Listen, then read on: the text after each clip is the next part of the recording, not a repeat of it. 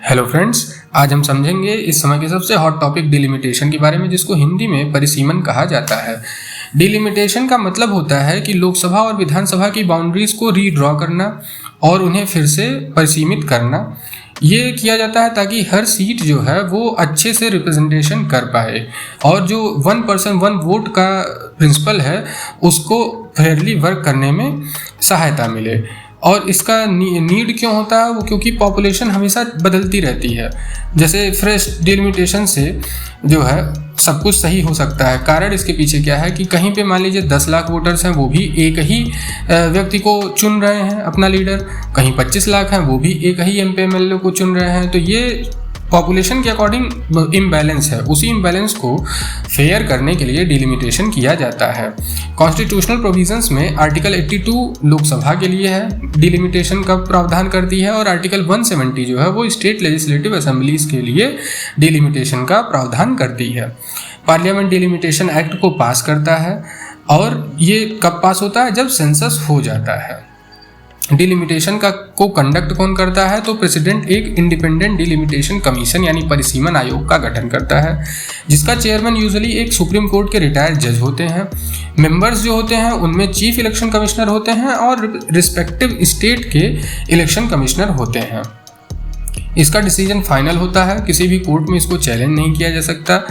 Last time 1952 में, 1962 में, 1972 में और 2002 में, जो कि 2001 के सेंसस पे बेस्ड था, डिलिमिटेशन हुआ था। और वो जो उस समय डिलिमिटेशन हुआ था उसकी बाउंड्री 2008 में सामने आई थी। अब डिलिमिटेशन को रोक क्यों दिया गया था? उसका कारण ये है कि 1976 में जब 42nd अमेंडमेंट आया था तो ये एक फ्रीज रख दिया गया था ताकि फैमिली प्लानिंग को एनकरेज किया जा सके। डिलिमिटेशन का यहाँ तक इम्पैक्ट होता है। लेटर ऑन 84th अमेंडमेंट जो था उसको एक्सटेंड कर दिया गया, उसके माध्यम से एक्सटेंड कर दिया गया 2026 तक। इसके पीछे रीज़न क्या था? जो साउथ इंडिया में स्टेट्स हैं उनमें कंट्रोल पॉपुलेशन की वजह से सीटें ख़त्म ना होने पाएँ। अब यूपीएससी के पॉइंट ऑफ व्यू से जीएस पेपर 2 पॉलिटी में आर्टिकल 82 और आर्टिकल 170 इंपॉर्टेंट है। फेडरलिज्म और इलेक्टोरल रिफॉर्म्स के पॉइंट ऑफ व्यू से ये इंपॉर्टेंट है। गवर्नेंस के पॉइंट ऑफ व्यू से फेयर रिप्रेजेंटेशन को लेकर के सवाल बन सकते हैं। करंट अफेयर्स की बात करें तो ये जो डिलिमिटेशन है इस बार, ये विमेन रिजर्वेशन बिल से ऐसे लिंक है कि मतलब जब ये डिलिमिटेशन हो जाएगा तो 33% जो सीट्स हैं वो विमेन के हिस्से में जाएंगी। ठीक, और जो इशू है वो इशू इसमें है कि रीजनल इम्बैलेंस क्रिएट हो सकता है, नॉर्थ वर्सेस साउथ डिवाइड को बढ़ावा मिल सकता है। अगर हम समरी की बात करें तो समरी में delimitation is the constitutional process to redraw constituency boundaries after every census so that democracy remains truly 1 person 1 vote.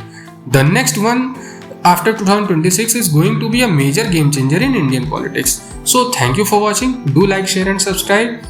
Radhe Radhe.